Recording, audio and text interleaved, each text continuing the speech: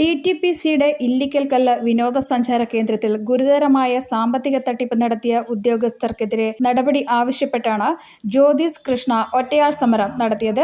ഇല്ലിക്കൽ കല്ലിൽ DTPCയുടെ ബില്ലിംഗ് മെഷീനിലൂടെ പ്രവേശന പാസ് ഉൾപ്പെടെയുള്ളവ നൽകാമെന്നിരിക്കെയാണ് ഉദ്യോഗസ്ഥർ ഈ മെഷീൻ മാറ്റിവെച്ചതിനു ശേഷം പുതിയ ബില്ലിംഗ് മെഷീൻ വാങ്ങിയത്. പിന്നീട് ഇതിലൂടെ സഞ്ചാരികൾക്ക് ടിക്കറ്റ് നൽകുകയായിരുന്നു. ലക്ഷങ്ങളാണ് ഈ ഇനത്തിൽ ജീവനക്കാർ തട്ടിച്ചത്. ഗുരുതരമായ തട്ടിപ്പ് നടത്തിയ ഉദ്യോഗസ്ഥർക്കെതിരെ ക്രിമിനൽ കേസെടുക്കണമെന്ന് ജ്യോതിഷ് കൃഷ്ണ ആവശ്യപ്പെട്ടു. ഈ ഇല്ലിക്കക്കല്ലിൽ DTPCയുടെ ടൂറിസ്റ്റ് കേന്ദ്രമാണ്.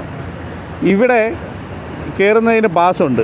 അവിടെ പല സാധനങ്ങൾക്കും പാസും ബില്ലിങ്ങും കൂടെ പാസ് ചെയ്താണ് ഈ പാസ് അടിക്കുന്നത്. അവിടുത്തെ സർക്കാർ കൊടുത്ത ബില്ലിംഗ് മെഷീൻ മാറ്റി വെച്ചിട്ട് ഇവിടെ 2-3 ഉദ്യോഗസ്ഥർ കൂടി അവർ പൈസ കൊടുത്ത് വേറെ ബില്ലിംഗ് മെഷീൻ മേടിച്ച് വെച്ച് അവർ ബില്ലടിച്ച് പണം പിരിക്കാൻ തുടങ്ങി. എന്നിട്ട് 10% പോലും സർക്കാരിലേക്ക് അടയ്ക്കാതെ ലക്ഷക്കണക്കിന് രൂപയുടെ ക്രമക്കേടുകളാണ് അവിടെ നടത്തിയത്. എന്നിട്ട് ഈ ഉന്നത ഉദ്യോഗസ്ഥർ DTPCയുടെ കമ്മിറ്റി പോലും ഇല്ലാത്ത സ്ഥിതിക്ക് കള്ളരേഖയുണ്ടാക്കി സ്ഥിരപ്പെടുത്തി. ഇതിനെതിരെയാണ് ഈ സമരം.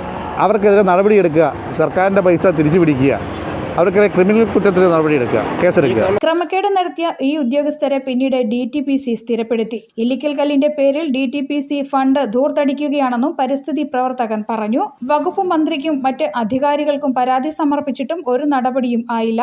ഇതിൽ പ്രതിഷേധിച്ചാണ് ഒറ്റയാൾ സമരത്തിന് തയ്യാറായത്. സർക്കാരിന്റെ പണം തിരിച്ചുപിടിക്കണമെന്നും കള്ളരേഖ ചമച്ചവർക്കെതിരെ നടപടി വേണമെന്നും അദ്ദേഹം പറഞ്ഞു. News bureau, Kottayam.